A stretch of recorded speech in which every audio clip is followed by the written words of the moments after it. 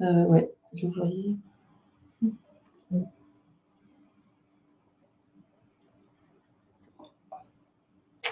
Bonjour à tous. Bonjour. On voit qu'il y a encore des personnes qui se connectent. On va encore attendre une minute ou deux.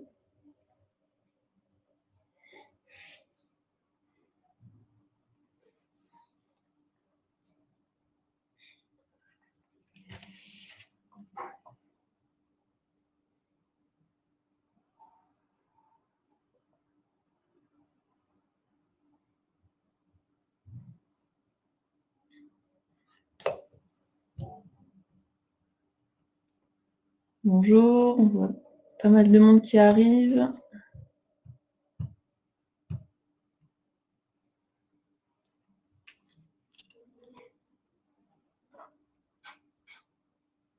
Si certains ont des petits soucis de son, et c'est peut-être de votre côté de rafraîchir, on va voir aussi du nôtre.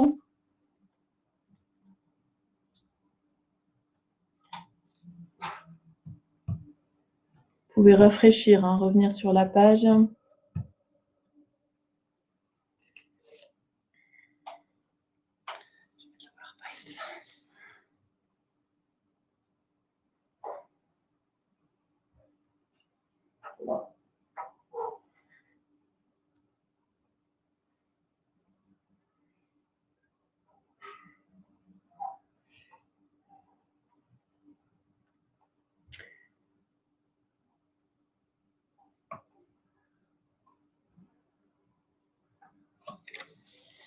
Voilà, donc là on affiche notre support de présentation. On espère que vous voyez bien.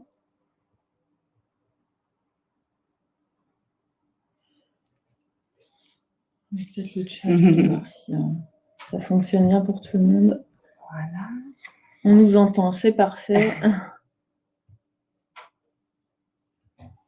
Tout fonctionne.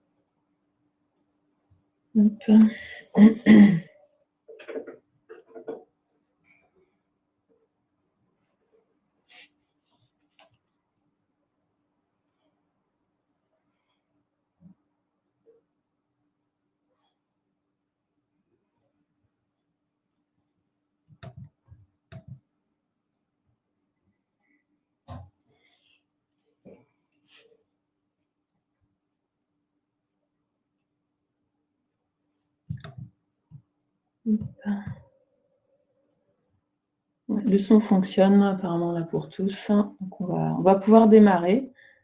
Encore quelques personnes qui entrent. Bienvenue à tout le monde.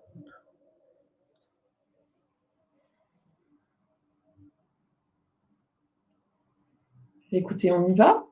On y va. Très bien. Donc bonjour à toutes et à tous. Bienvenue dans ce webinaire, donc la qualité au cœur des parcours. Vous êtes assez nombreux à participer, donc c'est pour nous un temps fort, mais on voit aussi que avec 85 personnes là actuellement en ligne, ça en fait vraiment un temps important en ce début d'année. Donc, on va peut-être d'abord se présenter. Donc, Marilyn Després, donc je suis responsable des partenariats et de l'appui aux transitions, donc la transition Pro-Grand-Est. Bonjour à tous, Amandine Wessenbacher, chargée de projet qualité des organismes de formation, et je m'occupe également de Cléa. Donc, avec Amandine, alors on tient aussi à préciser qu'effectivement, nous avons respecté les gestes barrières. On est ici dans une pièce aérée. Voilà, donc on remercie aussi l'ensemble de nos collègues, puisque là on est toutes les deux, mais il y a toute une équipe qui travaille derrière les écrans et qui va pouvoir répondre, on espère, à l'ensemble des sollicitations. Il ne faut pas hésiter, s'il y a des choses qu'on n'a pas pu traiter aujourd'hui, on prendra un temps différé, peut-être en bilatéral, avec certains d'entre vous. Donc on est ensemble pendant 1 heure, hein, donc jusqu'à 10 heures aujourd'hui. Notre dernier temps collectif remonte à. Il y a des choses qu'on n'a pas pu traiter aujourd'hui. On prendra un temps différé, peut-être convivial, avec certains d'entre eux. Les aléas du direct. Donc, notre dernier temps remonte à fin 2020. Donc avec vous, donc c'est vrai que je parlais d'un temps fort. On avait vraiment envie en ce début d'année 2021 de repartir sur un dialogue à la fois bilatéral mais aussi collectif comme ce temps d'aujourd'hui. Et vous verrez que tout à l'heure, on vous proposera aussi d'autres temps via des groupes de travail sur le premier semestre 2021.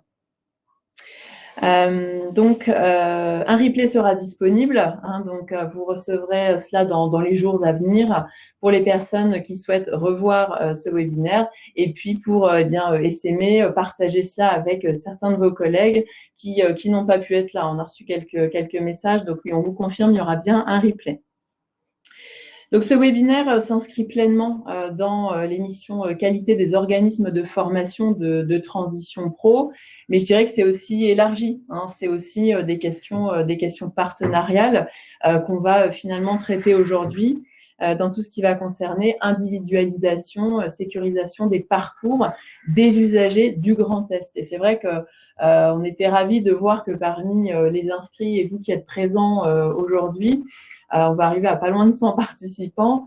Eh bien, on voit que l'ensemble du Grand Est est représenté, les différents territoires et les différents bassins d'emploi où vous êtes implantés les uns les autres. Donc ça, c'est important de le souligner. Donc pendant ce webinaire, on va bien sûr revenir sur les attendus de transition pro, mais aussi tout ce qui va concerner France Compétences, évidemment, Calliope, et les attendus de notre conseil d'administration. Et on voulait aussi, avec Amandine, illustrer par des situations concrètes, puisque là, on a suffisamment de recul aujourd'hui sur le projet de transition professionnelle, et bien pour échanger avec vous, c'est aussi un échange, le webinaire, sur des situations qu'on a pu rencontrer, à la fois des bonnes pratiques, mais aussi des échanges qui ont été nécessaires à un moment donné, eh bien pour parfois réguler ou parfois clarifier des choses, ce qui a suscité parfois des étonnements, et j'ai envie de dire c'est tant mieux. Donc voilà, on reviendra aussi sur ces situations concrètes. Et puis vous laissez du temps, on prendra deux temps, deux petites pauses à un moment donné, pour que vous puissiez bien sûr aussi vous exprimer et réagir à nos propos, réagir à ce que vous allez voir aujourd'hui.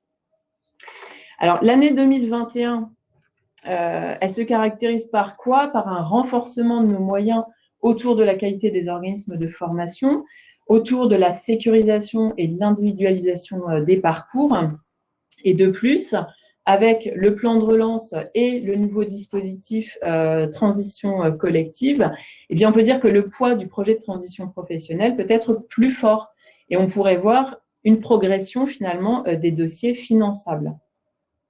Donc, dans ce contexte et ces enjeux, eh bien, aujourd'hui, voilà, on marque un premier temps, là, en février 2021, d'une concertation avec vous. Donc, en faveur de ces enjeux et notamment d'individualisation des parcours. Les objectifs, donc c'est bien mettre en place effectivement les conditions favorables à ces parcours individualisés avec ce qu'on aime à dire, voilà, la contribution de tous et de chacun alors, en fonction de nos rôles respectifs, nous, Transition Pro, les organismes de formation, bien sûr. Et j'ai aussi envie d'aller plus loin, de parler des opérateurs du Conseil en évolution professionnelle avec qui nous avons un partenariat fort aujourd'hui. Et puis, je dirais, les professionnels de l'accompagnement, même au sens plus large, je pense au SPRO, et bien sûr, aux autres partenaires financeurs du Grand Est qui interviennent aussi. C'est l'enjeu de tous finalement. S'il y avait un message à faire passer, ce serait celui-ci. Donc au niveau des moyens mis en œuvre, nous engageons donc davantage de collaboration avec vous. Je le disais en propos introductif, à la fois un dialogue bilatéral. Vous venez vers nous, continuez, c'est vraiment le message. On va aussi vers certains organismes ou certains représentants d'organismes pour continuer ce dialogue, aller sur de la concertation, de l'échange, clarifier des choses à certains moments ou réguler si nécessaire en fonction, par exemple, de l'offre de formation qui peut être proposée à quelqu'un, en fonction aussi parfois de certains refus, hein, clairement sur les dossiers. Amandine est beaucoup sur ce sujet aussi. Donc, sur l'amont, le pendant et l'aval, il y a effectivement ce dialogue. Donc, continuons en ce sens. Et on engage aussi des temps collectifs donc avec vous. Ce webinaire en est la preuve, plus des groupes de travail pour justement avoir bien sûr des informations structurantes à partager ensemble et pourquoi pas des expérimentations à lancer sur l'année. Alors, un petit retour sur les priorités. Donc, c'est vrai qu'on était déjà intervenu sur ce sujet. Là, c'est plutôt en termes de rappel pour là aussi des priorités qui marquent une volonté de nos administrateurs en Grand Est, notamment sur les priorités régionales qui s'affichent là, et bien de valoriser tout ce qui est justement ingénierie de formation et ingénierie de parcours. Priorité aussi hein, sur tout ce qui va être projet intégrant une formation certifiante, enregistré RNCP, en bloc de compétences. Ça, c'est des notions aussi fortes aujourd'hui. Et puis, si je veux être sur une dernière priorité, secteur qui recrute et secteur en déclin. Bien sûr, tout ce qui est métier à forte perspective d'emploi a été aussi beaucoup travaillé sur l'année 2020 et on continue parce qu'on est dans un contexte forcément qui nécessite des réajustements. Comme on a souvent la question, je reprécise que cette liste de métiers à forte perspective d'emploi est disponible sur notre site. On peut la remettre dans le chat si l'équipe veut bien, si nécessaire, avec le lien qui va bien pour permettre d'avoir accès à cette liste. Donc voilà sur cette partie des priorités, j'en dis pas plus là, c'est vrai que elles sont affichées là. Certains, vous les connaissez déjà très bien. Donc voilà, s'il y a des questions ou des compléments, on peut différer et reprendre des temps avec les uns les autres. Donc le cas dans lequel nous travaillons à ces enjeux, également bien sûr les recommandations de France Compétences. Merci Marilyn. Donc c'est vrai qu'avant chaque commission, l'équipe technique prend le temps d'analyser chaque dossier, chaque projet en se basant sur des critères qui sont recommandés donc par France Compétences. Donc le premier critère, on va s'intéresser donc au descriptif du métier visé. On va s'assurer que le bénéficiaire ait bien conscience de la réalité du métier, qu'il démontre dans son dossier sa connaissance des différentes activités et des conditions de travail du métier qu'il vise. Enfin, on va s'assurer que le projet est cohérent. On va s'assurer quelque part que le projet de changement de métier nécessite une action de formation certifiante grâce notamment au bilan de positionnement qui va attester d'un écart entre les compétences acquises par la personne et ce qu'elle devra quelque part acquérir pour son métier visé ou même encore sa certification visée. On va également s'assurer de la pertinence du parcours de formation et des modalités de financement. On va s'assurer que la situation, que le profil et que le besoin de la personne soient bien pris en compte dans le parcours qui va être proposé à la personne, mais également que le projet de transition professionnelle soit le moyen le plus adapté pour elle. Enfin, on va s'intéresser donc aux perspectives d'emploi qui doivent bien entendu être attestées. Et on va s'assurer que la personne soit en capacité à présenter des perspectives d'emploi qui soient associées à son projet. Alors bien entendu, c'est bien la personne qui a la main sur tous ces critères, mais quelque part, c'est bien le bilan de positionnement et la synthèse de son accompagnement, le cas échéant avec son conseiller en évolution professionnelle, qui va être facilitant quelque part dans l'appropriation de ces critères-là. Voilà.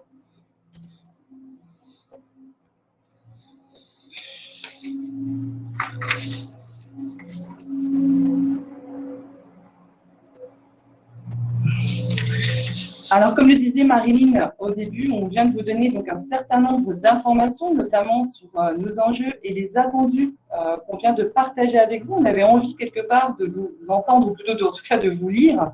En quoi est-ce que les enjeux et les attendus font écho? Donc, on vous laisse quelques minutes. Si vous voulez vous exprimer dans le chat, allez-y, c'est à vous. Je peux redescendre sur le chat, s'il te plaît.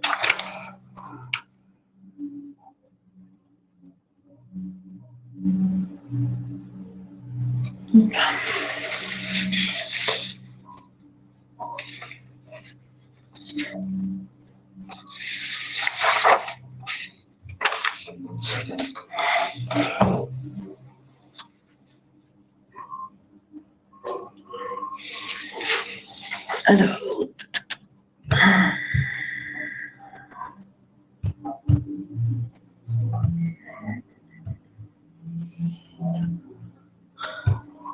pas de message spécifique, à moins que ce soit chez nous.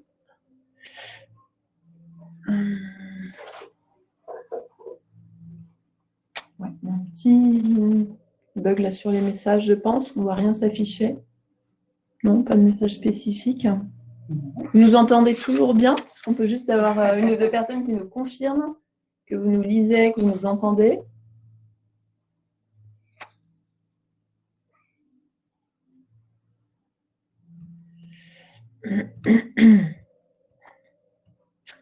Alors, on a, si tu peux descendre, Amandine, en fait, on accède ici. Tout va bien. Oui, merci, bon. Merci. J'avais un petit doute.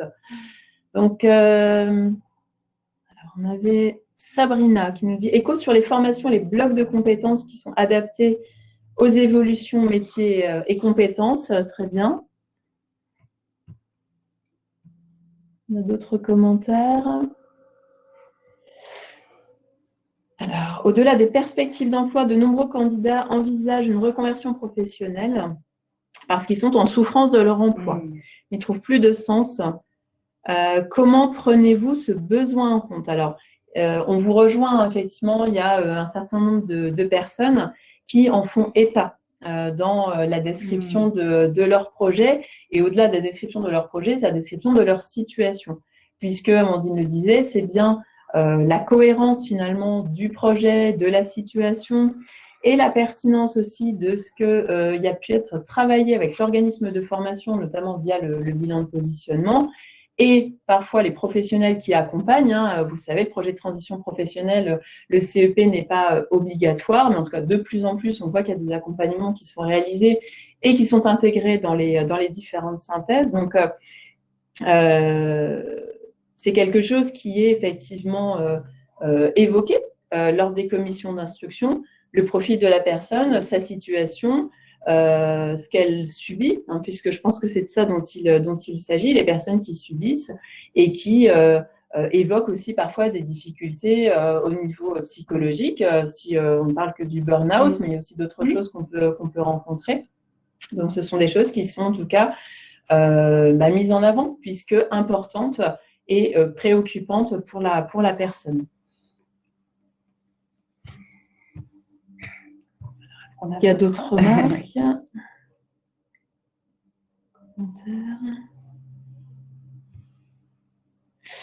Alors, Sophie, en tant qu'organisme de formation, à quel moment devons-nous être en lien avec le CEP pour le bilan de positionnement?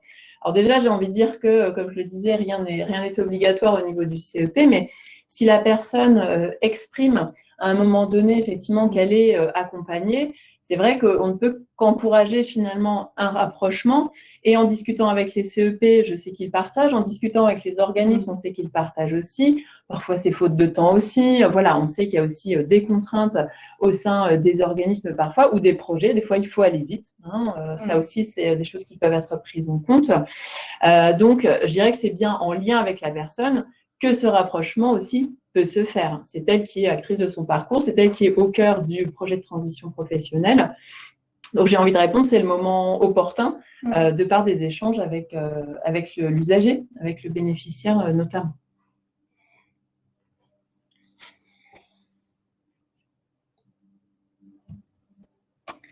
Alors, il y avait aussi des questions par rapport à la liste qu'on a pu établir par rapport aux métiers sous tension ou à forte perspective d'emploi. Donc, on a travaillé plusieurs mois sur effectivement cette liste, et au-delà d'élaborer une liste, c'est bien, ça nous a permis aussi de renforcer aussi des collaborations avec, je pense à la Directe, avec les OPCO, je pense à l'OREF Grand Est. C'est vrai qu'on s'est rapproché d'un certain nombre de partenaires et de ressources fiables sur le Grand Est déjà existantes. Donc ça s'est fait en concertation et en lien étroit bien sûr avec nos administrateurs.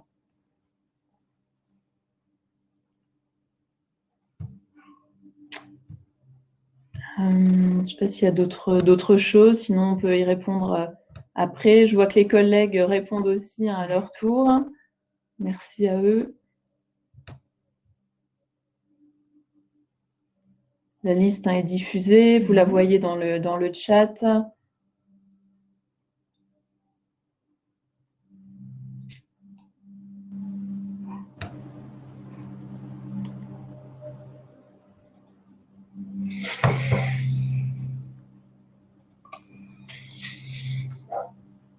Je ne sais pas s'il y a des choses, Amandine, si tu réagis à ce que je peux voir.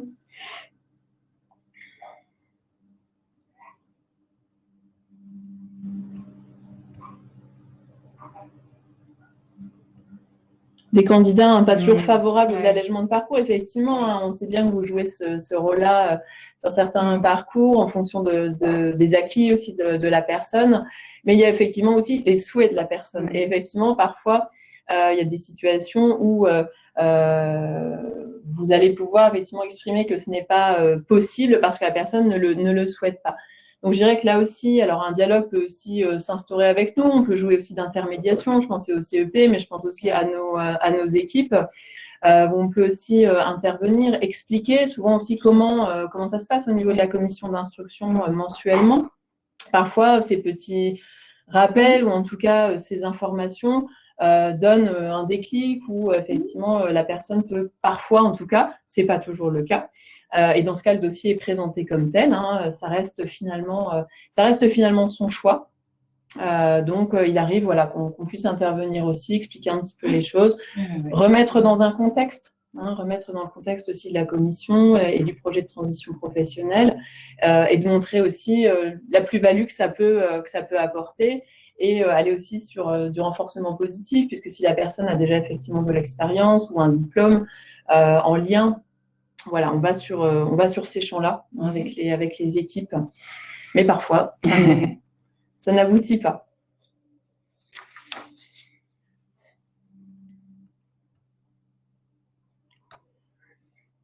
Voilà, donc les équipes répondent. Les attentes précises sur le bilan de positionnement, on va y venir, on va pouvoir répondre à ces questions-là. Du coup, on peut peut-être enchaîner. Eh ben, on continue. On laisse aussi les collègues prendre la main et puis.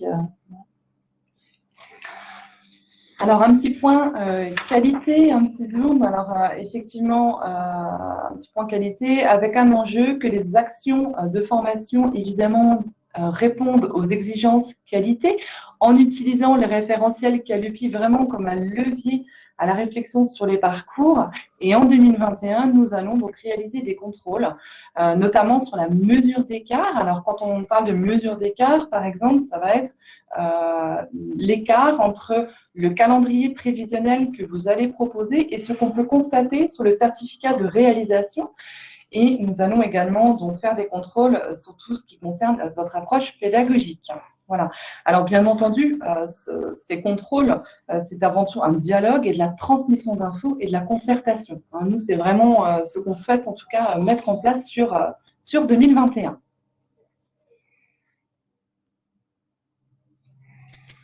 Alors, on vous a mis à l'écran les critères Qualiopi que vous connaissez sans doute déjà très bien. Je vous propose simplement un zoom sur le critère 3, qui est plutôt en lien, en tout cas, avec ce qu'on est en train de se dire.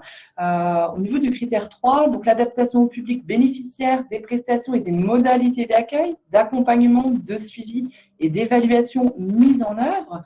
Il s'agit à ce moment-là de mettre en place effectivement des conditions favorables pour favoriser l'engagement et prévenir les ruptures de parcours.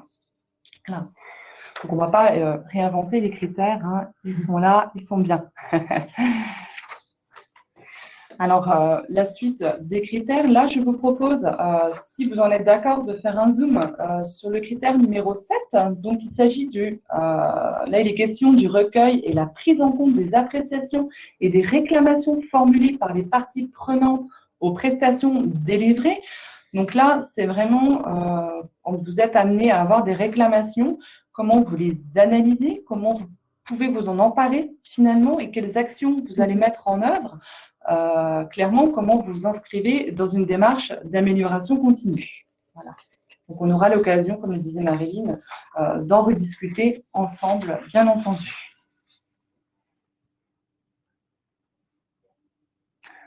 Comme on vous l'annonçait au début, on avait envie, en tout cas, de partager avec vous des situations qu'on a rencontrées au niveau des analyses des dossiers et des projets. Donc, une illustration donc, à l'écran, où là, nous avons eu donc une personne qui voulait suivre une formation donc, dans la paye.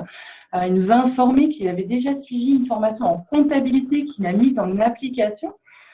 Il se trouve que dans le bilan de positionnement, on ne fait pas du tout mention, en tout cas, de cette formation et qu'à aucun moment, les acquis de la personne ont été valorisés, en tout cas, sur ce bilan de positionnement, qui ne propose pas également d'adaptation de parcours ni de réduction de parcours. Donc, on trouvait ça un petit peu dommage.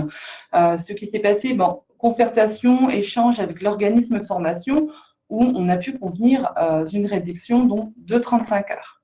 Voilà. Sur cette première illustration.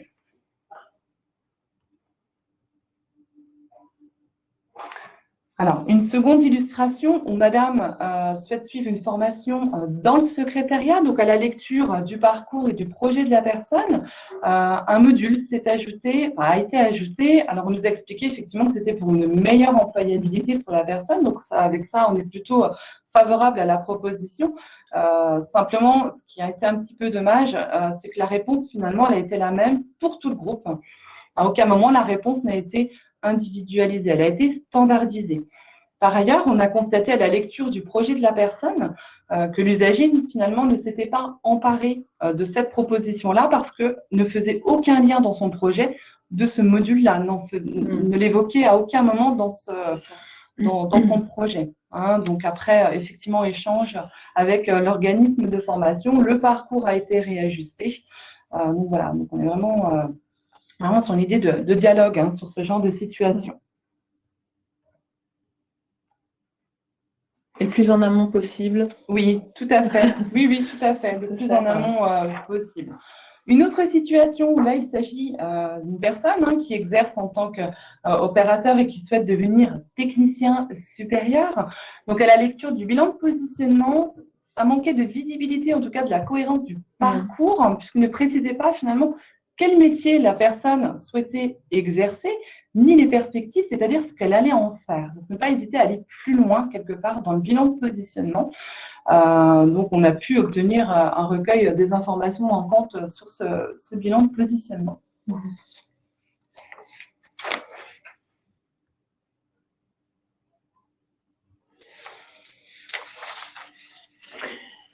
Une autre situation, on voulait aussi évoquer avec vous le fait que certains organismes de formation, je le disais tout à l'heure, viennent vers nous, une démarche plutôt proactive. Et ça, on peut que vous en féliciter. Là, c'est le cas d'un organisme qui a plusieurs dossiers auprès de Transition Pro, enfin concerne en tout cas plusieurs dossiers au sein de Transition Pro. L'organisme nous contacte pour finalement faire le point, mieux se connaître, et puis aller aussi sur des choses plus concrètes, de dire tiens, si on revient sur tel bilan de positionnement, on parlait des manques, mais aussi des atouts et plutôt des bonnes pratiques. On a parlé aussi de parcours de personnes, de cohérence forcément, de contenu et de méthode. C'est-à-dire que cet organisme nous questionnait aussi sur nous on passe par nos espaces personnels.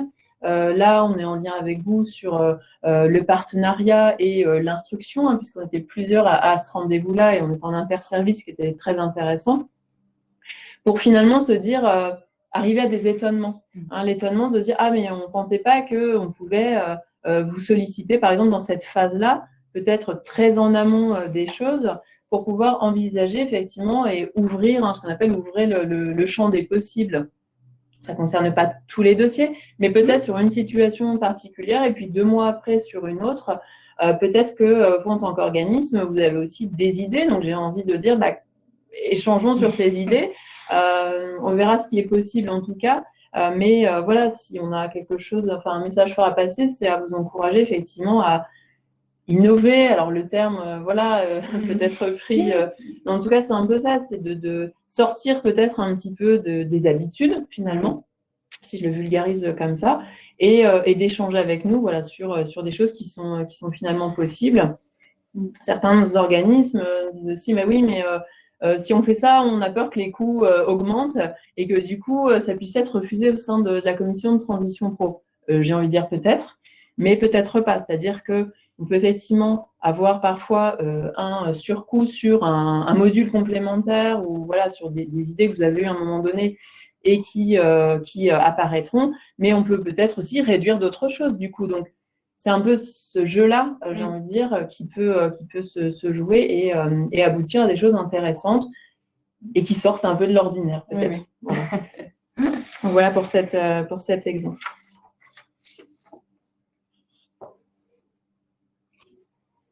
Alors, pour continuer sur les situations que nous avons rencontrées et toujours dans un souci de sécuriser le parcours du bénéficiaire au maximum, en tout cas pendant la formation. Alors, on avait envie de partager avec vous certaines règles, en tout cas de France Compétences concernant les référentiels de formation.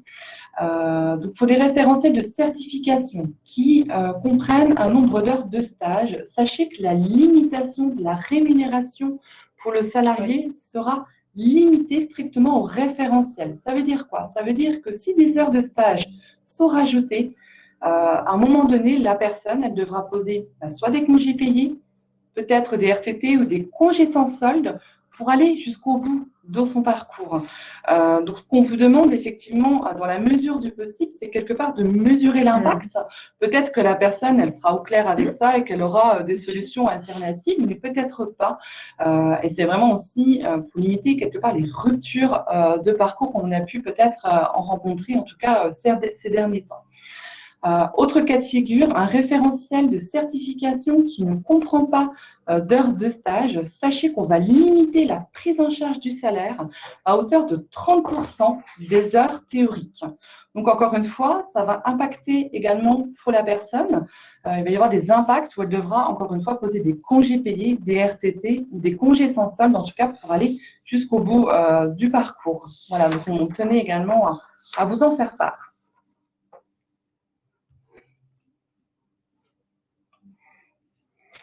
Alors, quelques chiffres concernant cette règle. Au niveau des limitations de prise en charge du stage et des périodes d'application d'entreprise, sur les 5 derniers mois, ce qu'on remarque, c'est que 12% des dossiers présentés sont concernés en tout cas par ces limitations et que parmi les dossiers concernés, 60% ont été acceptés donc, par la commission et 75% des dossiers acceptés sont des titres professionnels.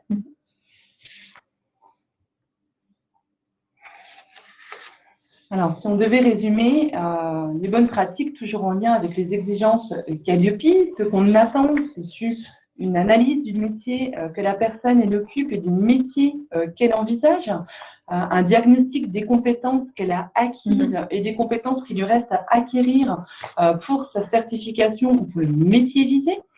On attend une argumentation sur le choix que vous allez faire au niveau des modalités pédagogiques. Ce qui va être intéressant pour nous, c'est aussi ce qui amène la personne à vouloir faire cette formation précise, que vous vous intéressiez également aux perspectives de l'usager. Après la formation, qu'est-ce qui se passe finalement pour elle? C'est quoi la suite finalement pour la personne? Et le cas échéant, nous faire part également que vous avez été en lien avec le conseiller en évolution professionnelle, parce que c'est vrai qu'on a pu constater à plusieurs reprises que entre les synthèses des conseillers et les bilans de positionnement, il y a une certaine juxtaposition. Donc, c'est vrai qu'on ne peut que vous encourager quelque part à prendre contact, si la personne est d'accord, bien sûr, avec le conseiller pour pouvoir en échanger. En tout cas, il faut que ça se cause. Aussi, on a envie de vous dire, voilà, de vous encourager aussi à prendre contact avec nous, à dialoguer avec nous. C'est tout à fait possible, notamment au niveau de l'élaboration de votre offre. Ne pas hésiter à nous mettre dans la boucle. En tout cas, on reste disponible. Au niveau du bilan de positionnement, on s'interrogeait également comment ça se passe. Dites-nous, est-ce que il y a une relecture quelque part avec la personne au niveau du bilan de positionnement? Comment vous faites pour que la personne s'approprie ce bilan-là? Est-ce que la personne est à côté de vous? Voilà, n'hésitez pas, peut-être que c'est des choses que vous faites aujourd'hui. Mais voilà, l'idée, c'est que la personne puisse vraiment s'approprier ce bilan de positionnement et la proposition que vous allez lui faire au niveau du parcours de formation. Voilà. Peut-être descendre s'il y a des questions. Oui. Alors, on va passer la petite slide suivante. Voilà.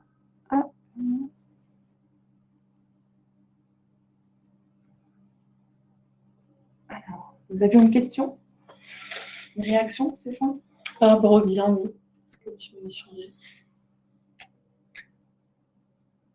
Alors, pourriez-vous revenir sur le positionnement? Y a-t-il une trame bien définie? Alors, le bilan de positionnement, vous allez le trouver dans le dossier dématérialisé, où il y a effectivement une trame avec des informations à nous communiquer sur la situation de la personne, ses acquis, les compétences qui lui restent à acquérir. Mais outre le bilan de positionnement, n'hésitez pas à apporter, lorsque vous complétez le dossier, des documents qui viennent compléter quelque part le parcours que vous allez proposer à la personne. La trame, finalement, c'est le dossier dématérialisé, où vous allez retrouver tous les éléments.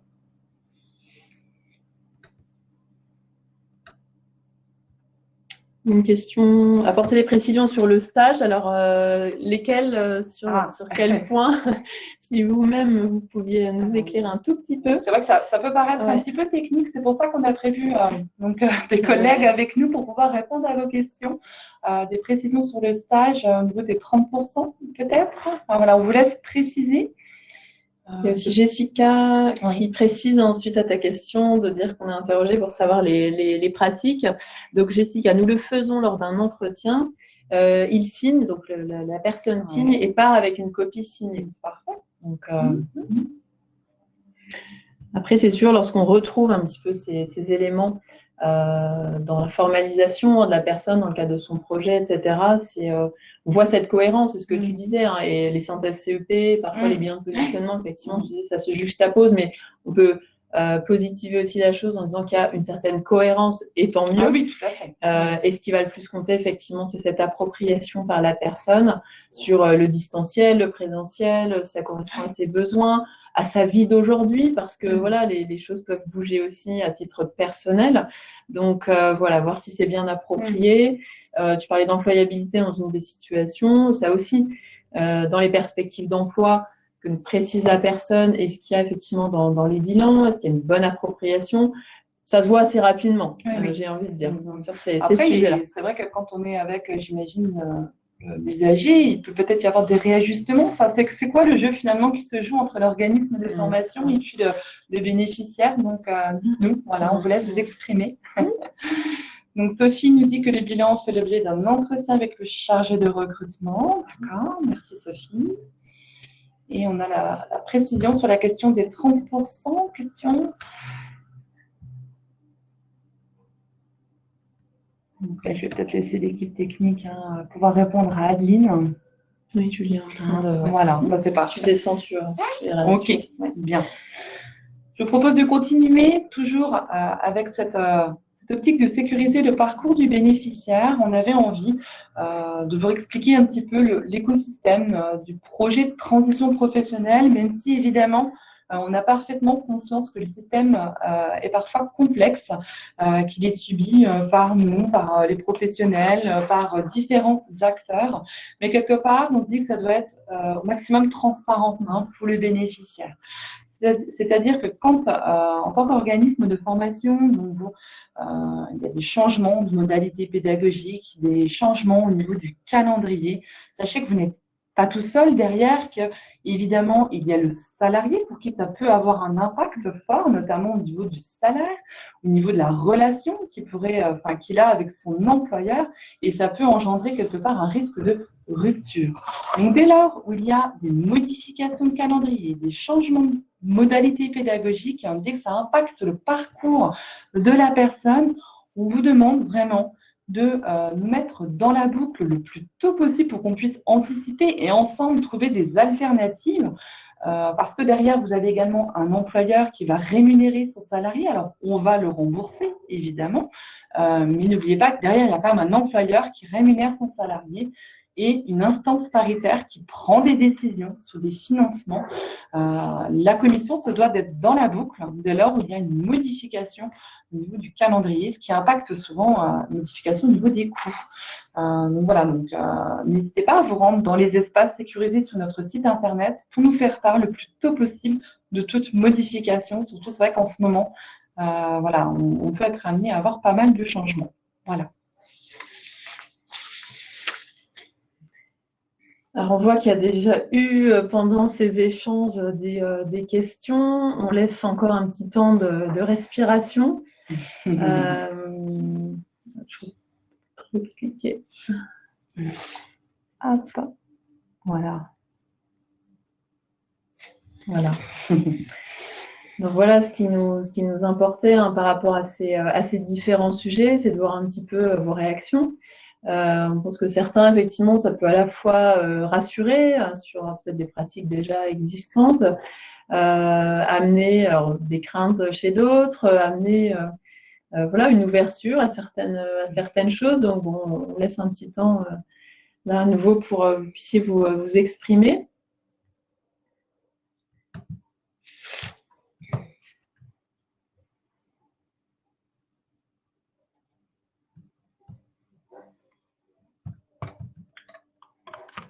S'il y a d'autres choses, on peut leur répondre.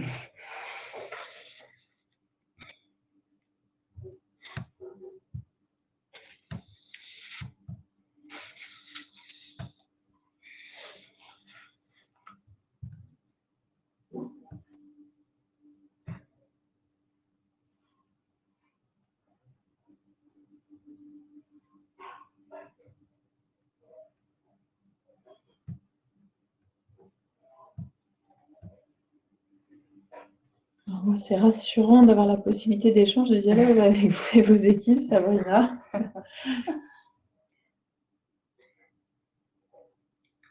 Bah, quand on parlait de conditions de réussite, voilà, c'est un petit peu ça. Donc voilà, on se rend disponible.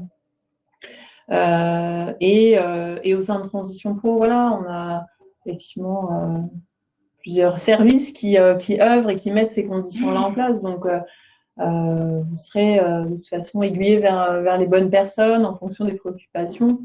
Ça, c'est aussi quelque chose d'important.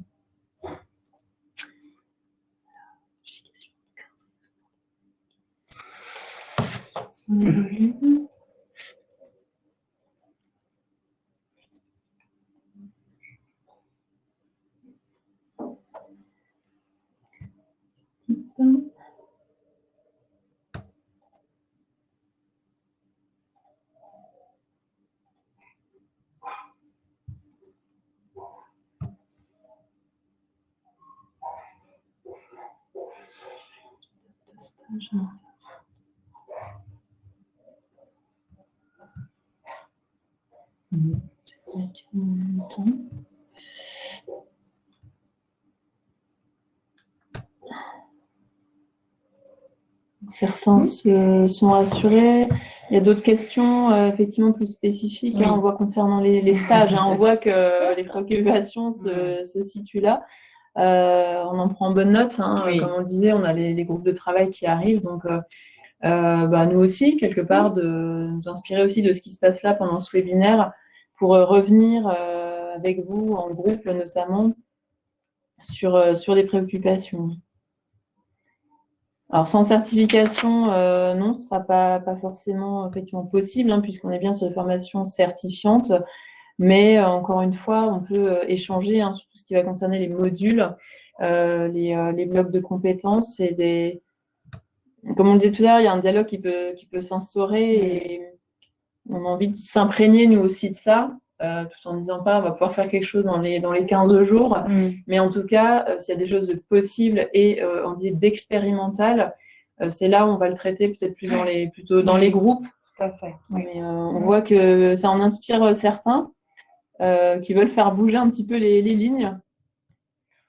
Alors c'est vrai qu'Anne-Laure nous demande au niveau du process, lorsqu'il y a des modifications. Le process, c'est directement à partir de votre espace sécurisé. Voilà, vous sélectionnez le service instruction et puis à ce moment-là, vous déposez votre message ou votre nouveau calendrier. Hein, voilà. Donc, ne pas hésiter également de passer peut-être un petit coup de fil. On mettra nos coordonnées à la fin. Hein.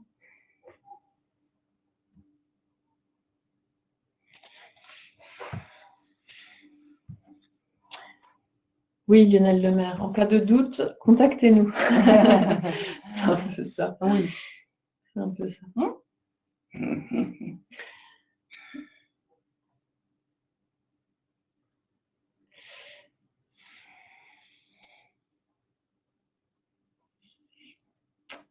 Donc, certains organismes réagissent aussi à la réactivité. Ben, on en est plutôt satisfait. C'est vrai que oui, il y a les échanges effectivement sur la plateforme, les échanges téléphoniques. On parlait tout à l'heure de situation d'urgence aussi clairement pour certaines personnes. Et à l'inverse, parfois, on n'est pas justement dans l'urgence. Il y a des choses qui peuvent se mettre en place. Et là, effectivement, il va falloir un peu de temps. Donc, on n'est pas toujours sur la même temporalité, effectivement. On a Julien aussi qui vous répond. Si tu peux juste redescendre, regarder la réponse de l'équipe. Ok. Ok, bon, on peut peut-être poursuivre du coup. Je guette un petit peu l'heure aussi. On est très bien. On continue sur les groupes de travail. Alors, on en a parlé plusieurs fois. On y vient. Donc, on lance effectivement. Alors en mars, parce qu'on n'avait pas envie de laisser finalement trop de temps et garder cette dynamique entre le webinaire et les groupes de travail. Donc, des premiers groupes de travail au mois de mars. Comme à notre habitude, on va avancer sur du pas à pas. Ça veut dire qu'il y a des groupes de travail en mars. On va voir un petit peu ce qui se passe, quitte à en reprogrammer même au premier semestre finalement, selon les volontaires, comme on le dit là, selon qui a envie de travailler sur ces sujets avec nous. Donc là aussi, on pourra adapter. L'important, c'est que s'il y a un besoin, des envies d'échanger, de travailler sur ces sujets, eh bien, on pourra s'adapter aussi. Absolument. Oui. Donc, on regarde vers l'avenir, oui, parce que effectivement, il y a l'existant, il y a ce qui se passe aujourd'hui, mais on va essayer dans ces groupes aussi de regarder demain, de se dire si on fait évoluer nos pratiques, c'est une transition pro au sein des organismes et peut-être aussi avec d'autres partenaires. Je dirais que là, c'est plutôt ouvert. L'important, c'est de cibler la bonne ressource au bon moment, quelque part. Donc voilà sur ces groupes. En sachant qu'on aimerait 5 représentants, peut-être par groupe, d'organisme. L'idée, c'est pas d'être à 15 autour d'une table ou derrière son écran d'ailleurs, mais voilà, je disais 400 personnes, 400 représentants, ce serait pas mal.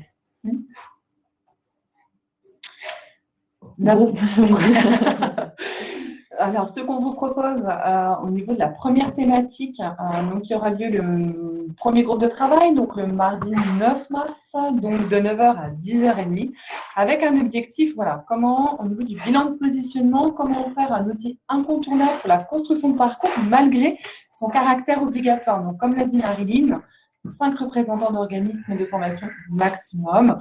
On vous propose un lien Doodle qui vont vous être remis dans le chat. Donc, n'hésitez pas à cliquer pour vous prépositionner. Voilà. Donc, au niveau de la première thématique.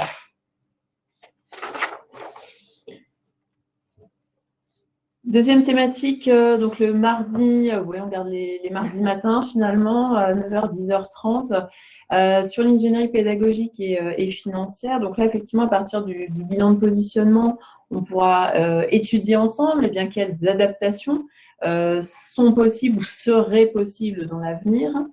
En termes d'individualisation, effectivement, on parle de créativité. Donc voilà, s'il y a des représentants d'organismes qui ont un petit peu cette fibre et qui répondent aussi aux enjeux de votre propre structure, eh bien voilà, vous serez les bienvenus. Donc sur cette thématique, nous travaillons avec le service instruction au sein de Transition Pro.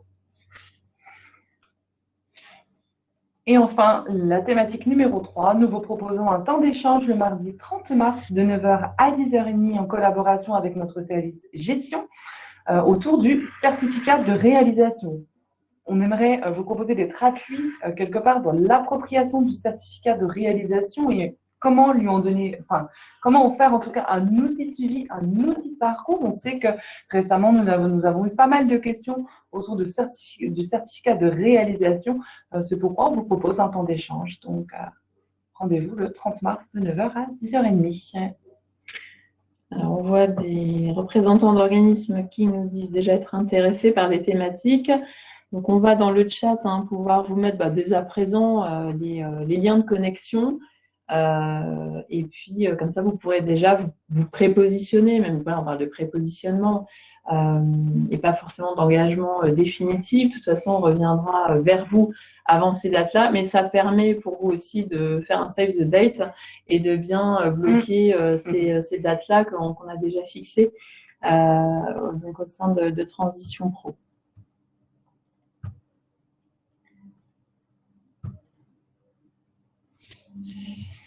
Donc voilà pour ces 3 thématiques et ces 3 groupes de travail.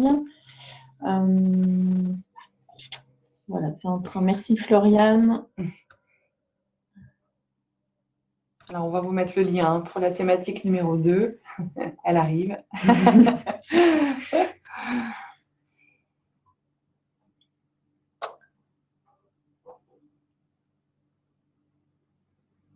Et la thématique 3 arrive également. Voilà. Patricia, thématique 3 sur le certificat de réalisation. Très bien. Donc ça, ce sera fin mars. Oui.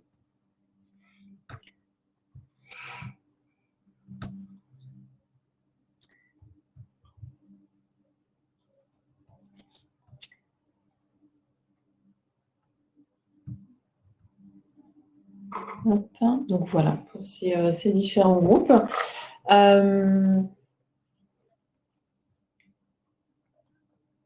S'il y a encore quelques réponses à apporter.